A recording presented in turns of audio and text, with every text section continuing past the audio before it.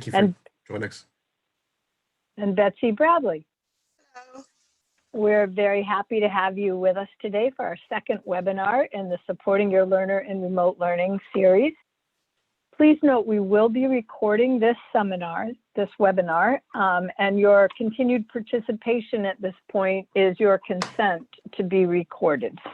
You certainly have the option to turn off your video camera if you don't want your image on, but I think for the most part, the recording captures what is on our screens and what we're sharing. We're going to kick this off with a quick poll. I just have to navigate over to the polling. There we go. And I'll launch it now to see which topics are of most importance to you today. So hopefully you can see the poll has popped up on your screen, and I believe you can vote for more than one. You don't have to pick only one. So please click on the ones that you're most interested in hearing about in our session today.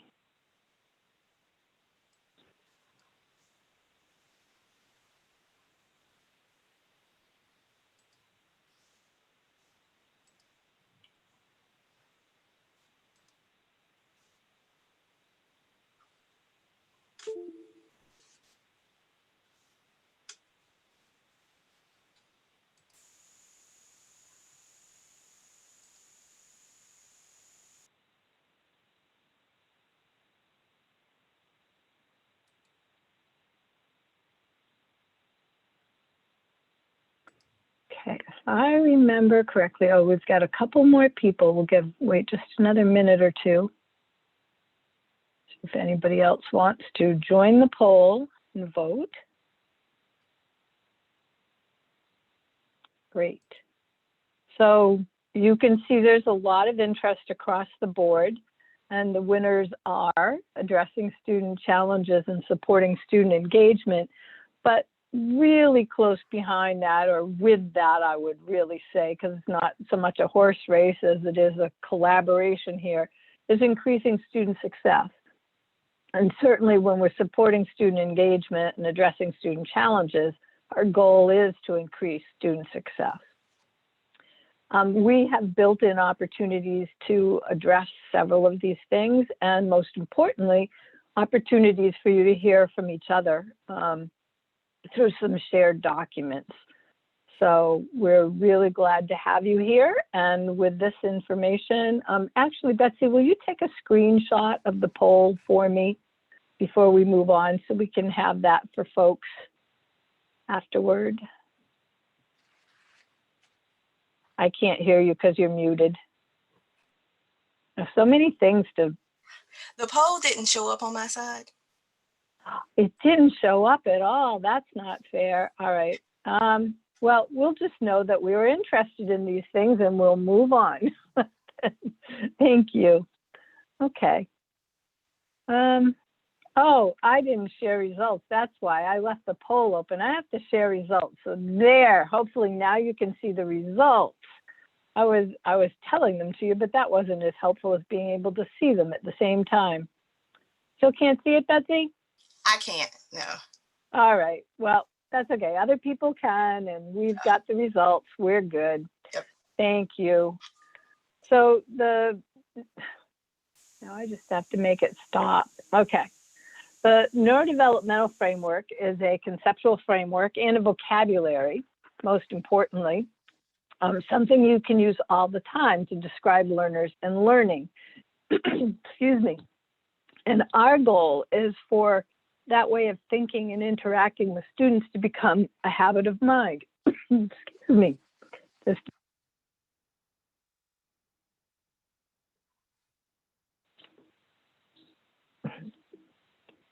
All right.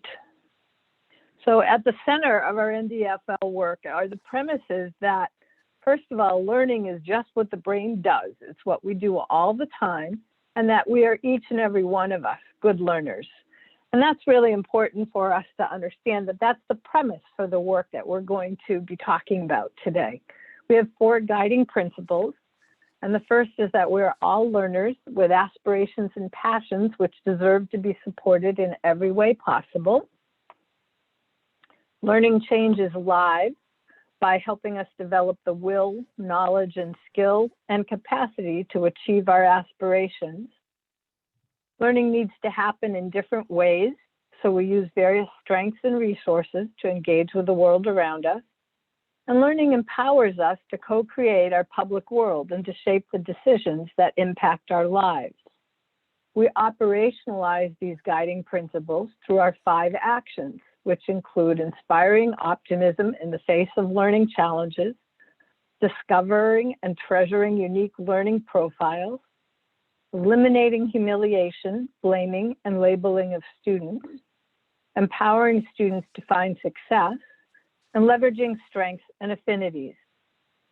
As I mentioned at the beginning, the NeuroDevelopmental Framework for Learning is a conceptual framework. It organizes the mental processes of learning into 8 constructs. We have attention, higher order cognition, language, memory, neuromotor functions, social cognition, temporal sequential thinking, and visual spatial thinking. Our first webinar focused on the importance of observation and was summarized in these tips. So we find and focus on our children's strengths, and that includes watching body language.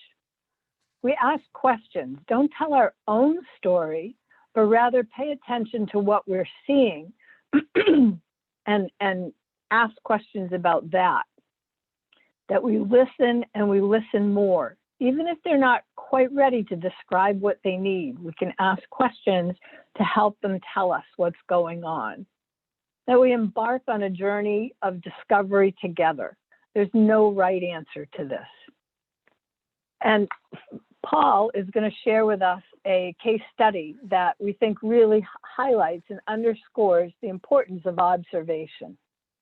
Thank you, Kim. So I want to share with you a story about a young woman that came to see me a few months ago. Olivia was a 13-year 8th grader, and she was referred to for an assessment. And sort of speaking to her parents, when she was back in the 2nd grade, there were some concerns that she was lagging behind in reading. School district suggested, her school suggested that she get an assessment. The school district performed an assessment and said everything looked okay. She was average across the board. Teachers still had some concerns though, and she was slow in her phonics skills, and they provided reading support, but things got better and she seemed to be holding her own, although she was never really interested in reading much for pleasure. Things were settled down through 5th grade, but once she entered middle school, the teachers raised some concerns. She seemed to be distractible. Whenever the teachers gave instructions, they noticed she was talking to her friends. Parents spoke to her, but across classes, concerns continued to grow. She was talking to her neighbors, she was moving about in class. Once again, the school was concerned that attention was an issue, and they thought maybe a reassessment would be in order. But Mom and Dad dismissed those concerns at first. She was really becoming a social butterfly, and she was really increasingly focused on her social life. And she had a lot of friends in class, and besides, they were reassured by that early assessment. Now COVID-19 struck, and school moved to remote learning in March. And almost immediately, Mom and Dad noticed that something didn't seem to be clicking. Mom was working with her on preparing for a math test, and she just couldn't seem to grasp the subtleties of the math vocabulary. She couldn't keep the terms straight. And then Mom and Dad began to sneak a peek as she was sitting in on her Zoom classes, and she noticed a recurring pattern. The teacher would provide instruction, tell the group to do things, and everybody else moved forward and seemed to know what to do. But Olivia seemed confused. She wasn't sure what to do. Then one night they had to read an article together about democracy, and it struck Mom that the material was just over Olivia's head. Mom seemed to need to break everything down for her. She seemed to have trouble putting the pieces together, moving beyond the concrete level of understanding. The more they observed, the more concerned they became, and they decided to go forward with an assessment. Now, here we have some observations that I want to share with you from the classroom perspective. She's talking to her neighbors, she's moving about. She seems not to be able to stay focused. And attention seems to be an overarching theme. But at home, she seems to be confused by verbal instruction. She's struggling with vocabulary and math. And she seems to have only a superficial understanding of what she reads. Some other information just to think about was, well, she had an early assessment. Everything seemed okay. She seems to have a normal adolescent social life. She's particularly focused on her friends. Early school concerns seem to melt away, but she never reads for pleasure. So we have these observations, and so what do we hypothesize? What do we do next? And I want to think about hypothesis from the perspective of a differential diagnosis. And we say, well, we want to be thinking about what all the possibilities are and not jump to any conclusions.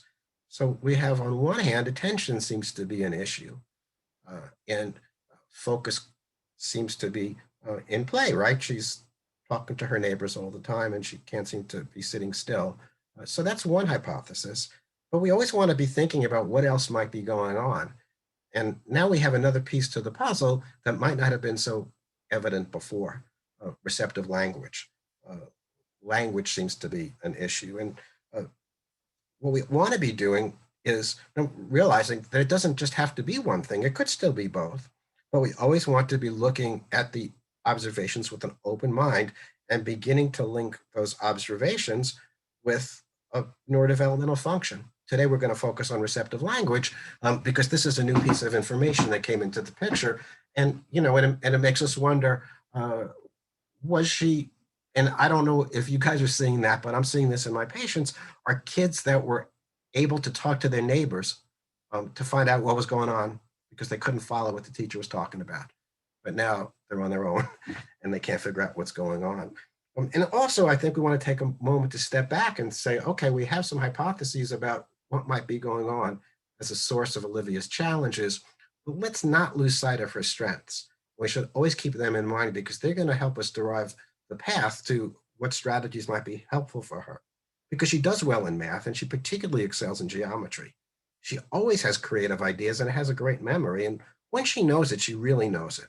She tends, though, to really gravitate toward visual information. And her teachers began to realize that whenever they had to do a project where they had a choice of doing an essay or making a diorama or a presentation, she always seemed to be going for the hands-on stuff.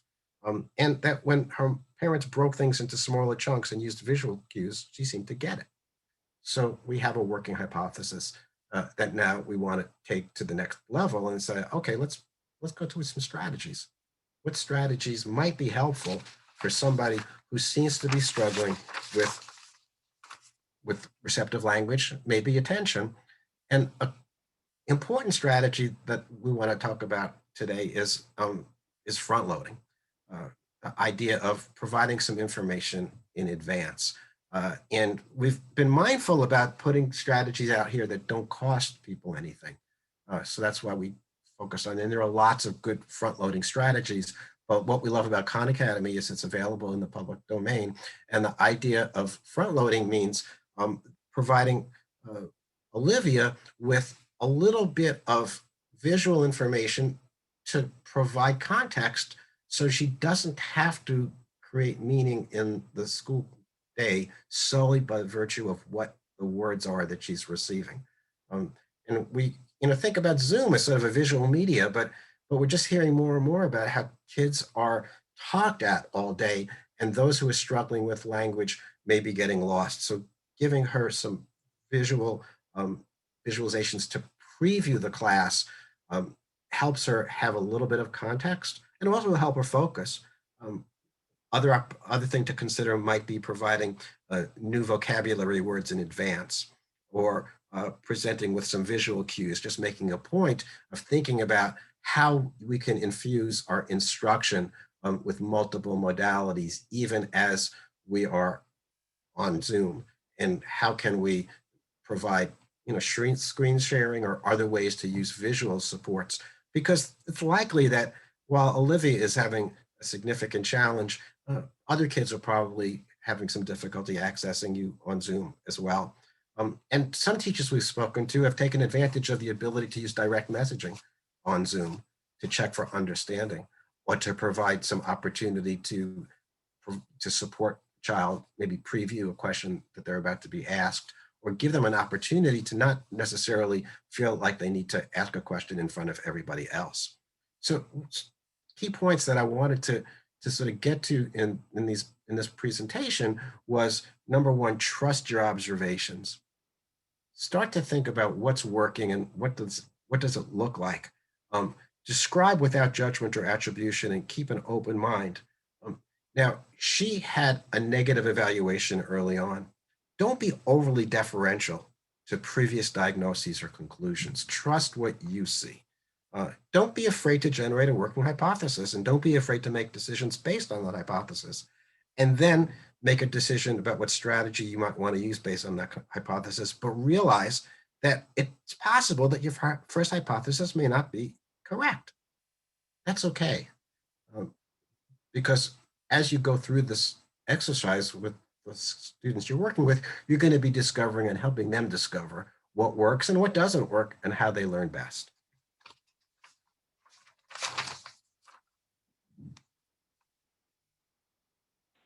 Now we're going to ask you to throw your hat in the ring and share some strategies you think might work for Olivia.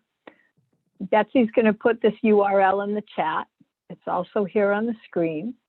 And when you go to that URL, you'll see a screen that looks like this. It's Padlet, and it's strategies brainstorming. And I'm now going to go live to the Padlet. So watch your chat box for the URL if you haven't already gotten it. And I will share. Oops. Okay.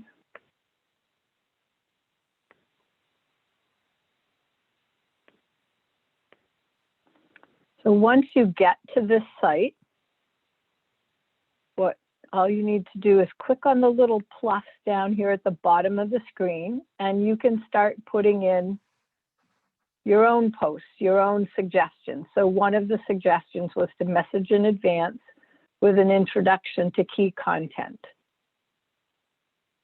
Okay. If you have questions, you can post them in the chat and Betsey will try to help you. But basically you want to go to this URL, and you don't need to put your name. You can just put your suggestions in here. And then if you like somebody's suggestion, like I like this one about visuals, including videos, and click on it and give it a little bit of love. So we'll take about 3 or 4 minutes and give people a chance to post some suggestions up here. And we will make sure that you have access to the completed strategies brainstorming list at the end of the webinar.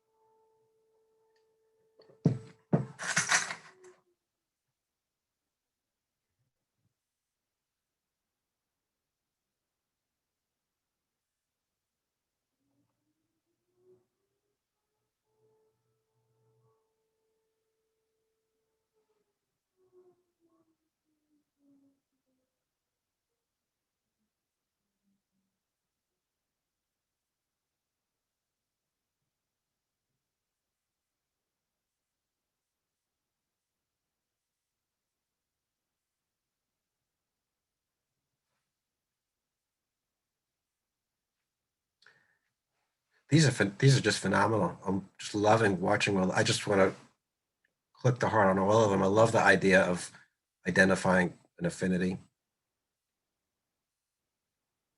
to increase her interest in learning or partnering up with somebody else. These are all wonderful.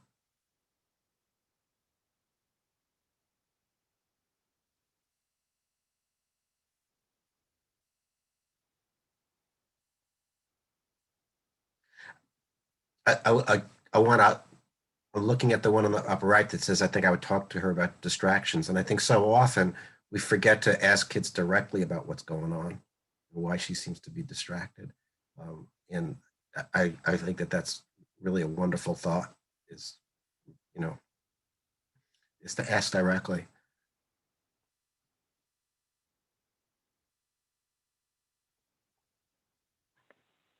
I'm going to stop sharing the screen for now. You can certainly keep posting. We're going to go back to the slideshow. Excuse me just a minute, and I will do that. And we're going to talk through 3 more quick scenarios, but we encourage you to keep sharing your suggestions as we talk through these other scenarios. We won't go into the same depth Paul just did with his case study. Too many things on my little screen to move around. There we go. Okay. So another challenge that we often see in the remote learning context is the student shows up to sessions late, doesn't have their work organized, and maybe they're not meeting their expectations. One hypothesis is that temporal sequential thinking is getting in the way, their ability to manage time and space and sequencing of things. So one strategy we'd like to suggest is a horizontal task timeline. This lays out the day on a horizontal bar and asks the student, work with the student to hypothesize how much time each task is going to take. So in this example here, you see that relax and have a snack is about 45 minutes. That's this first red bar that you're seeing. And then reading will be the next half hour. And then time for dinner with a half hour allocated for editing a story. And then 5 minutes for packing their backpack, which they may or may not have to do right now, given our context. But the basic idea of the horizontal task timeline is to help the student preview the amount of time that's going to be needed for each of the tasks that they have to get done. We have a resources Google Doc for you at the end of the webinar, and that has this in that document, just so that you know. Another challenge that we often see is sporadic on-task behavior with starts and stops after a few minutes. Student may not follow through. There's a lot of fidgeting. You might see them in the screen on and off their seat. And this certainly could be related to attention. And one possible strategy here is to change up modalities to visual and verbal. So use some more visual cues, have them get up and down, interact with other people. So here you see this young man doing a mirroring exercise with another student. You can see the other student on the screen. And so they're working through a mirroring exercise as part of the lesson. And that adds some different kind of interaction, changing up the modalities for them, which helps keep their mental energy up and engage their attention. And we often see just the student who might have logged in, who has logged in, but just isn't participating. There's no contributions. They don't respond to things in the chat box. And this might be an example, and Paul kind of mentioned this earlier, of a student with a strength that's not being played to in remote learning. Students who have high social cognition really can be challenged through the remote learning activities or interaction. So building in opportunities for social interaction can be really valuable. And we have some different tools that are on our resources page that was suggested to you. This is an example of a tool, Jamboard, that's part of the Google Suite. And it was used in both cases. It was used as a front loading, so the Jamboard link was sent out to the students in advance, and it had some vocabulary. The new vocabulary is in yellow, and it had a little video, it wasn't a video clip, it was a slideshow to watch on National Geographic in advance to give them some preparatory information. And there were 4 prompts on the screen in the Jamboard: ingredients, locations, I can, and garbage patch recipe. And the students worked in small groups to fill in their responses. So they'd make a copy for each group and fill in their responses. And then when it came time for the lesson at the same time, the synchronous part of this, the group shared out their different responses and compared and contrasted. So part of the thinking here is to think about what belongs in the synchronous at the same time part of the learning in remote learning, and what can be done offline or on different times. And just because something's asynchronous doesn't mean it can't have a social component to it. If kids have partners and pairs, they can get together and work on tools together, and that can help keep the engagement going as well. So now it's back to you and back to Padlet. We have 3 scenarios there. We had and I'll just go through them real quickly for you. The student shows up disorganized, their work isn't ready and they're not meeting expectations, maybe temporal sequential thinking. There's sporadic on-task behavior, starts and stops, lots of fidgeting, possibly an attention issue, and social cognition not being tapped in remote learning. So a strength that's not being tapped, which can look like disengagement and look like a challenge when really the challenge is in the context and how the student's being engaged. So we're going to go back to the Padlet and see your suggestions again. Let me get back there and we'll watch them come up again.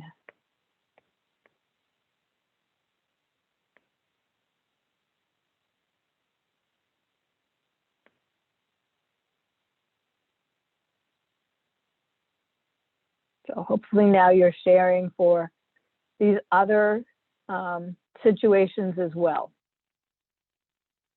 And that way we get a very rich brainstormed sheet of a variety of strategies and things that have been working in your context.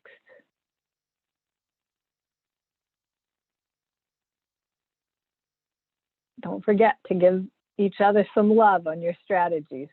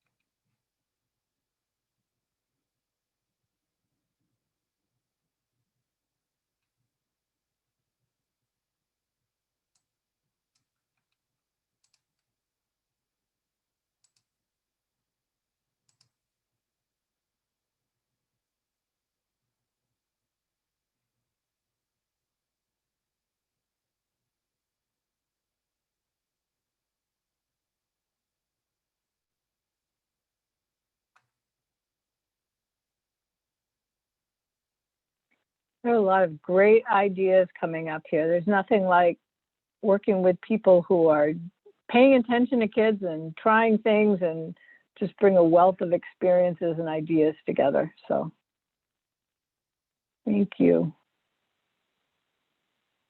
These are great. I hope you'll keep posting ideas as they come up. I've seen a couple in the chat box, and Betsy, maybe you could, if you wouldn't mind adding them to the Padlet, because what we can do at the end of this is download the Padlet as a PDF, and we'll send it out to everybody along with the link for the recording of the webinar when we're all done. So if you've started a note, keep going, add your note and share it.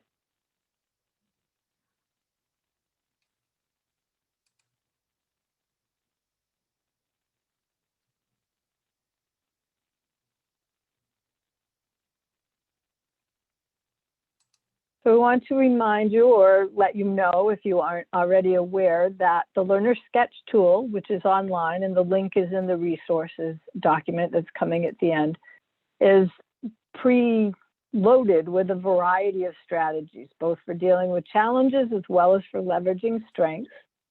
After you go through the Learner Sketch tool, you get to the very end and you see this menu, click on strategies, and then there's a little universe, we like to think of it, around me, and click on one of the letters. It'll bring up a collection of strategies. This, for instance, is attention, and you click on one of the little circles, and that represents your statements that you made, and you'll see some different strategies.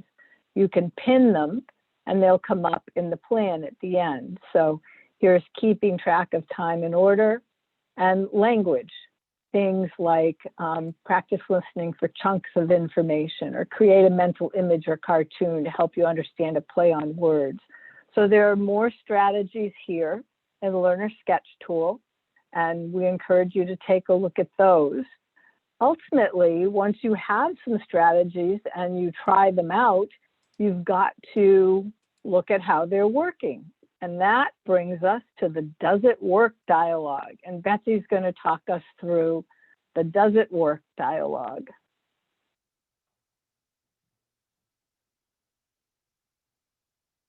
You're muted, Betsy. I'm sorry. Thanks, Kim. Hi, everyone. When my 7th grade son was having trouble with writing, we sat down together and identified some possible strategies. We brainstormed a list of about 8 strategies, and together we picked 3 that we would try and test out. We collaborated and evaluated what would it look like and whether it would assist in reaching the goal for each strategy. So we took each one and we discussed, will this help him reach the goal that we set forth? After trying the strategies, we reflected and determined which pieces was working and which wasn't working. At that time, we also found out from him that he was finding out that there were some strategies that he can use that we hadn't discussed at all, and it was probably changing the goal as well. So then what you do is we adjusted the strategies to better fit in reaching the goal, and we added new strategies from the brainstorm list that we started at the beginning. Sometimes I realize you may even need to shift the goal. Just like with Paul's earlier conversation where he said the goal started out with attention, and then after further observation and time, it shifted to receptive language. So know that throughout this whole dialogue, observation is continuous throughout every step. The dialogue is collaborative, and it's a judge-free zone. So your child will always be comfortable and always should have a safe place where they can discuss how they feel and what they feel is working for them or what they feel is not working for them. Remember, the dialogue is the key to the learner, and they're the person that we're trying to get where they need to be.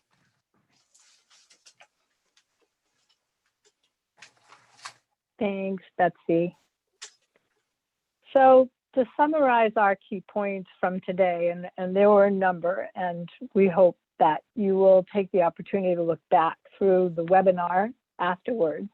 But observation is the foundation for everything. It's the foundation for our strategies. It's the foundation for engaging learners as well as helping them be successful, leveraging their strengths. All of those things are based on observation. So the more we can practice those observation tips, the greater the likelihood that we can be successful at helping our kids be successful. The strategy dialogues are opportunities to learn who children are as learners and help them build self-awareness. We can't just rely on our own observations, or we run the risk of imposing our own story on top of their learning. So the collaborative ongoing process of observation, hypothesis, and action, all circling back to and continuing with observation throughout, with the learner as a partner, is really key to this process that we're talking about. The resource page is at this link, and Betsy will put it in the chat box. We have a few more resources we want to share, and then we just want to open it up for a discussion. Betsy will take questions through the chat box, and then we'll have an opportunity to hear from Paul and Betsy and myself. And then the last 10 minutes, if we have time, we'll just generally open it for people to talk. So all of the resources, including the other couple that I'm going to put up here on the screen, are on this document at Google Docs.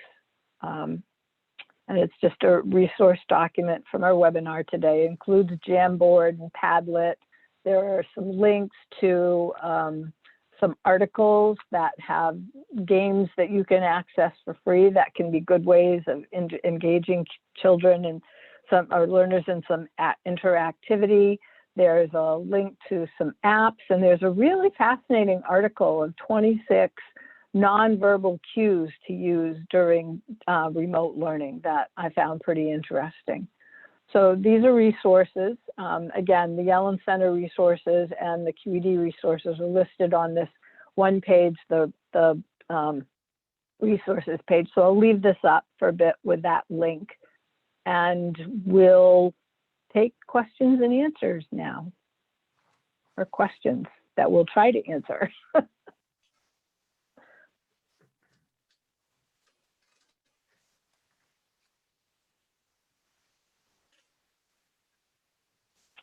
Just, if you have any, put them in the chat box for us.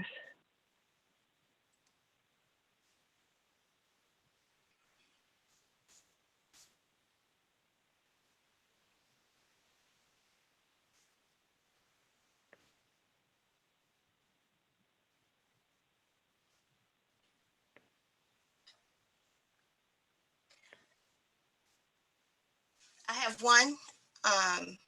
In the last few years, I have found that assessing auditory processing ability using Scan3 tool in students who struggle with receptive language has been very helpful. Very many of my students, many whose learning has been disrupted by trauma, chronic generational, have very atypical auditory processing. Yeah, that's a fascinating observation. We certainly would be happy to include that resource, the Scan3C tool, in our resources list. Paul, have you had any experience with learners for whom trauma may have impacted auditory processing, or any other suggestions for assessing auditory processing, especially for those of us who are educators, but maybe not clinicians? Yeah, so there's an interesting question about what is auditory processing, because the presumption, and what are we actually measuring? And is it an actual phenomena or not that is distinct from working memory and attention and phonological processing and language? So, there's an assumption, right, that sound goes in one direction, and that what we're measuring is how our auditory system is processing sound. And of course, the research has shown that that's not true, that there's a two-way traffic, that our sensory systems don't act independently and process sound and then put it into our brain. that really there's a tremendous amount of top-down modulation of what comes in auditorily. So I'm not convinced, but I can be convinced. I think what you're measuring is interesting, but I think that what you're measuring turns out to map onto parts of sequencing or working memory or language or attention. And the question becomes then, what I like about auditory processing, though, is some districts believe it's a thing, and you do testing that has numbers, and so it helps get services for kids. But the question becomes does it give you more information around how you're going to help that child beyond what your observations are? And I would say almost never, but where it's useful, I think, is in the early grades. If you're looking to do something like FM, trainers, or providing, evidence to support delivering the sound directly to the student. So I think it's an interesting piece of information, but I like to unpack it into the 8 constructs and connect that with observations, and then make strategies based on those. There's some really interesting discussion going on in the chat, kind of building on that. We have a couple more resources. We'll make sure we get into the Google Doc. Certainly, Dr. Porges' work on the vagus nerve, the vagal system, and how that impacts the auditory system, the ears in particular, the pressure on the ears, that sort of thing is worthwhile including. People have identified some other possible resources, the dialogic conversation and safe and sound protocol. You may want to, if you want to share some links with us, we can point people to. We'll be happy to add those to the resources as well. I also noticed the comment about the impact of earbuds on students' auditory. It's not just processing, it's the what happens to their ears when everything is coming in through earbuds or headphones all the time.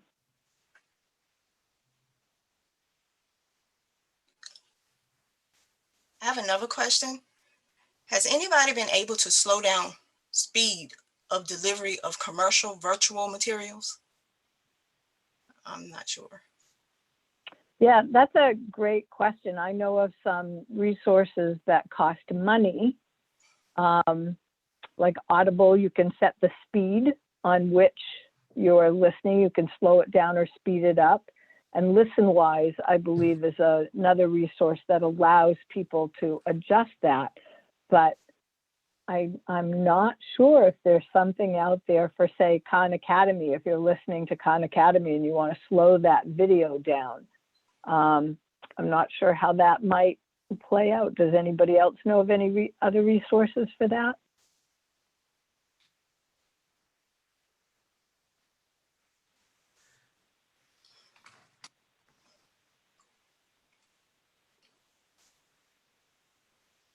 Oh, Audacity, that's a good one. Great, thanks, Diana. And YouTube allows you to slow it down? Wow. That's good to know.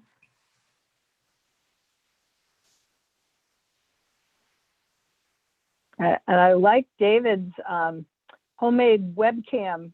That's great. Or, you could buy, when we were still in school buildings all the time, you could buy these web documents or document cameras. That's what I'm trying to spit out. Temporal sequential, something, receptor processing. Anyway, expressive language. But that's a really good idea of just having your own webcam pointing at a pad of paper. It is one way, but people may have some other suggestions for collaborating with math problems.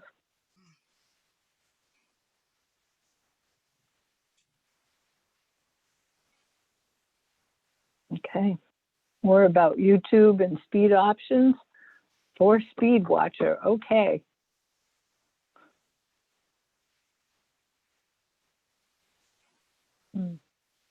Great ideas. One thing to know about, if you're interested, at the end of this session, there's next to where you would type in your message, there's a little window with 3 dots. If you click on that, you can download the chat at the end of our session. So you'll have all of these suggestions and ideas in there. But wait until the very end, or else it will only give you part of it. There's Google slide presentation. There's a really great shared document going around out there of how to set up breakout rooms for kids using Google Slides. That adds a lot of interactivity and collaboration based on building on Leah's suggestion. That's nice.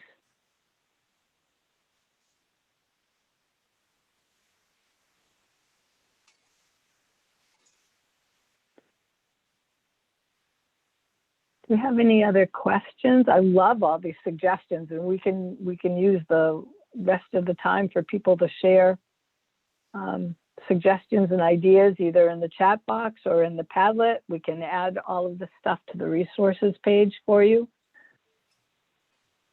We all get smarter together.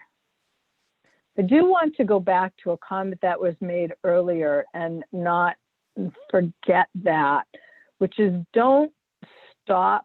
don't consider attention to be the primary issue without checking for other kinds of things. And I think Paul spoke to that there can be multiple issues going on at the same time. And I think we often get stuck at attention and don't go deeper. I don't know if you want to say anything more about that, Paul. Yeah, I think that, the thing about attention is that we're almost always assessing it based on observed behaviors. And I just think it's an important exercise to always be asking what else might be going on. And there is a tremendous amount of comorbidity, even if attention is a challenge. But we also know that if other things are going on, trauma, stress, anxiety, that attention can be a secondary casualty to challenges in other parts of a child's learning profile. And attention is something that we see, or at least we see the behaviors. So I think it's important to look beyond those. And we often think about that attention, that often what looks like attention might be other things, or even if it is attention, it might be something else going on as well. And then thinking about what parts of attention might be challenging. Is it in the mental energy domain? Is the child very fidgety and has short ability to attend to a task? Are they distractible? Are they having a lot of free associations? Are they making minor errors because they're not focusing on details? Or are they having difficulty inhibiting their impulses and planning their output and monitoring their performance? So even if you think about attention, it's important to think about what part of attention might be challenging, because it feels daunting to say to somebody, and it is obviously not just a matter of paying attention. So I think it behooves us to now sort of tease apart attention and think about what's happening. And as somebody who writes a lot of prescriptions, I think medication isn't the place to start necessarily, and it is certainly not the place to end. That really, that strategies become really, really critically important, and with good strategies, you may not need medication, or you may need it. I always like to hold off making a decision if I can until somebody starts working with, a learning specialist or somebody else. So when somebody goes, listen, Paul, this person I'm not getting any traction in getting the work done because we can't sustain focus. And then, it becomes twofold. It sort of augments the strategies, but it also doesn't give that child that false message. There's a magic bullet that you take this pill and everything's going to be fine. I think medications are valuable when they facilitate your ability to engage with content and engage with strategies. And so I think it's helpful, but not sufficient. I have another one. Strategies for working with 2 levels of students at a time with no access to breakout rooms and where only one shared page at a time is allowed, and all hear what I say to each group.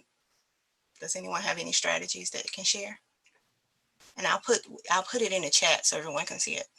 Thanks. I was going to ask you if you could read that again. So it's 2 students at the same time. Mm-hmm. They've got different performance levels. There's no breakout possibility, so that it has to be at the same time. Only one shared page at a time is allowed.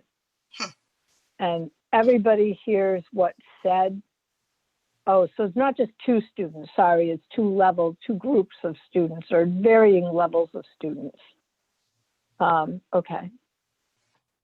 So it could be a matter of setting, so the first thing that comes to mind for me is the setting different tasks and having that be a norm, that you're going to have one, you know, some people are going to do this and some people are going to do that. And there's a really great strategy that's called reading for meaning, where one person reads and then has to report to the other person, whether it's a group or pairs. They have to report to the other person, and the receiving group's job is to ask questions. And then you switch roles. And so you could set it up so that the material is varied for who's reading and who's reporting and who's asking questions. But that's one idea that comes to mind for me when you're in a situation like that. So having the 2 groups interact around similar material, but with different roles. And I know we try really hard to use materials and resources that are free. Newsella is a resource that will automatically level. And I've noticed National Geographic materials, which are free, can be leveled by Newsella. So the user can set different reading levels, and I'll be reading and talking about the same topic. So that's another way to perhaps help, although I'm assuming that reading level is the ability difference, and it may not be. So those are a couple of ideas. No, just building on that, I think that makes sense. You know, I was going to ask, sort of using the front loading or previewing to let people access things at different levels.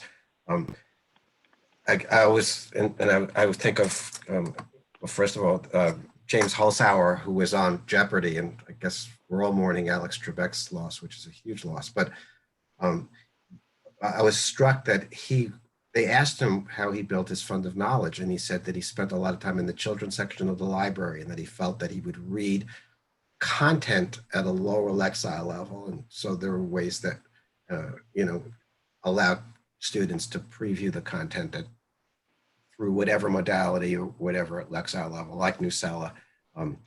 There's, I don't know if it's free, but there's something called Snap and Read that allows you, that doesn't level text, but it allows you to click the text and it turns it into word for word into more accessible language.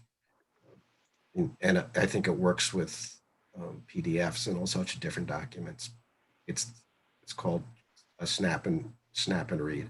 I'll share that with Kim. Yeah, and make sure we get that into our resources. Paul, UDL was working on some similar tools. Do you know if Snap and Read is one of those? It isn't, but you're right. That there's the accessible. It's not called AIM.org, accessible instructional materials. That has. We'll make sure we make that link available too. And CAST.org has materials available too, using UDL to work on making different instructional materials accessible.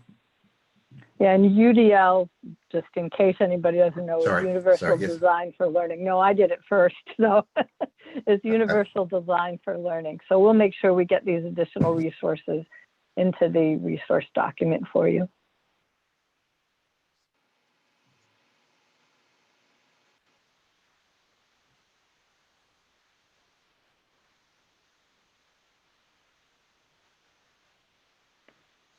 Jean, that's a great story. I really think there's a lot of value in students being able to hear pre-conferencing and conferencing and see feedback as a normal part of the learning process. I know when we've incorporated learners as, say, student panelists in exhibitions of learning, so their job is to give feedback to the presenter, they then take that feedback much more seriously when they get ready for their own presentation. I think it's a similar kind of thing. So I love your post about your daughter's work with her second graders and how other second graders are taking feedback from other students and getting it into their own writing. That's lovely. And I do want to underscore Connor's reminder to make sure that observations come from multiple modes, not just during the Zoom lecture, that the observations include what the learner's experiencing and doing before as well as after, not just during the lesson. So that's really good too. We have about 3 minutes left. I'm going to open up the unmute people. So you're welcome to unmute yourself. Can you? I don't know. I don't know. There we go. Yes, you can unmute yourself. And if you have comments or last bits of feedback for us, we are looking toward a possible third webinar sometime in January that would focus more on the does it work conversation, which is sort of the iterative piece of this. We've done the observations, we've done identifying strategies, and then the third in the series would be the does it work conversation and how do you facilitate that. But we'll certainly send information out to people once we have figured out more about that next webinar.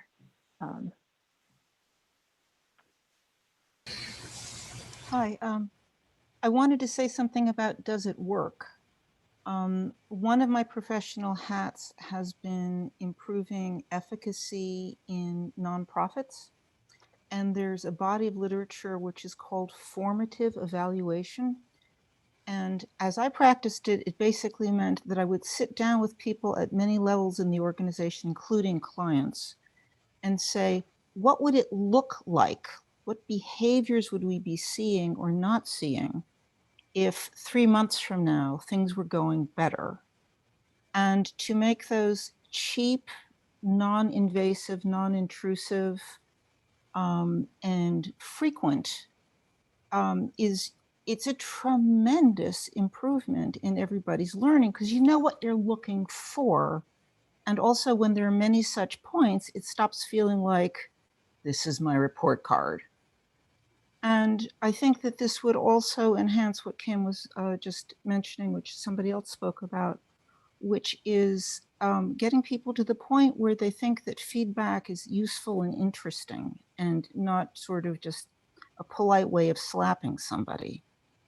There is no learning even at the cellular level without more close to our goal, less close to our goal. And the last thing I want to say about that is that the goals can also include things like, not that you're writing better, but that you're not stressing so much about writing, or you can guess how long it'll take.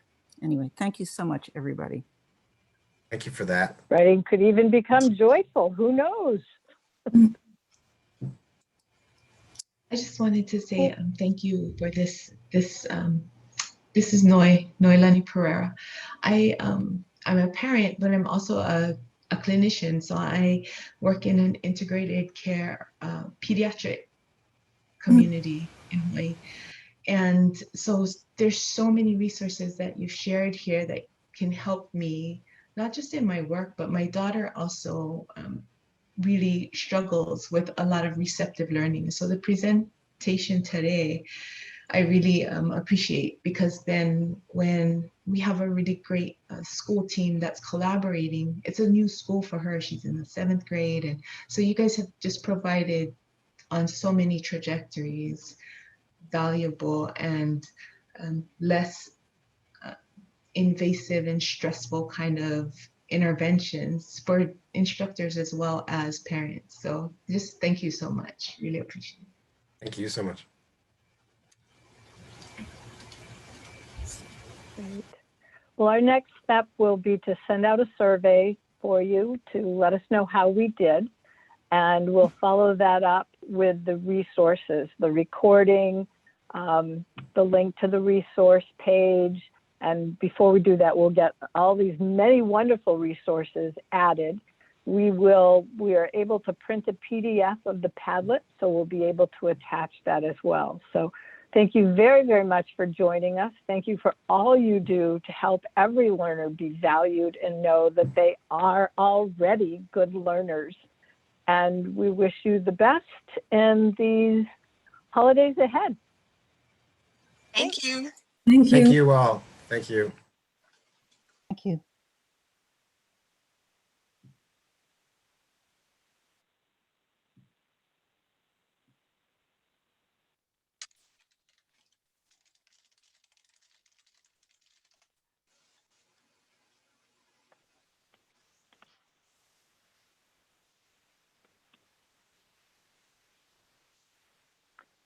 Jean, we'll do our best to send a PDF of the slides as well, or make them available through the resource page. I haven't figured out the format yet, but we'll make a PDF of the slides available, okay?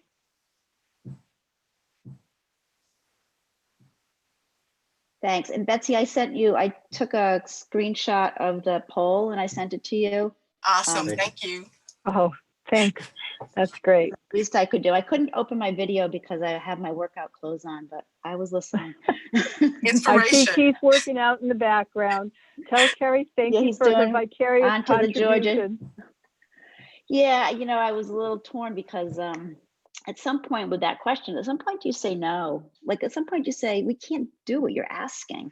Like, and by continuing to try and figure out how to make functional essentially a dysfunctional ask, right? Like at what point as educators do we say, this is pandemic pedagogy, what you're asking us to do with the tools you're giving us isn't actually possible, and you need to give us breakout rooms, or you need to give us smaller classes. I just think we're saying yes and we're pretending like it's not. I want to start telling the truth about what's really possible, and stop pretending. So anyway. Yeah, that's a good point. I didn't want to put that in the chat box because I didn't want to be that person, but I don't know. I might start, but I love the case studies and I love using the Padlet in that way. So that was really great. So Good. Thanks. Thank We're you. trying Good to see you, to Jean. employ all of those adult learning strategies as well as the yeah. kinds of things we want people to think about doing for their kids. Connor pushed us on that. He said, you have to use the tools you want people to be using. So that was good. Yeah, it was good. Is that Connor your son? Yep. Yeah. Okay. I wasn't putting together. I thought, oh, who is he? All right. Good. Well, I'll be at the next one. Well, Paul Ibrahim is at Miami Country Day, and so I've done work there with her, and she's like a font of knowledge, hands-on, minds-on program at Miami Country Day. She's amazing. So Great. yeah. All righty. Thank you. Nice to see you. Nice to see you. Take care. Bye-bye. Betsy, can you save the chat for me now? Because I got kicked offline at least 2 or 3 times, but because I'm connected from my phone, I was able to just keep going while it reconnected itself. So Yep, I got it. all right, awesome. Connor, thank you not just for manning the back door for us, or the front door, but also for your contributions, which were obviously very appreciated in the chat box.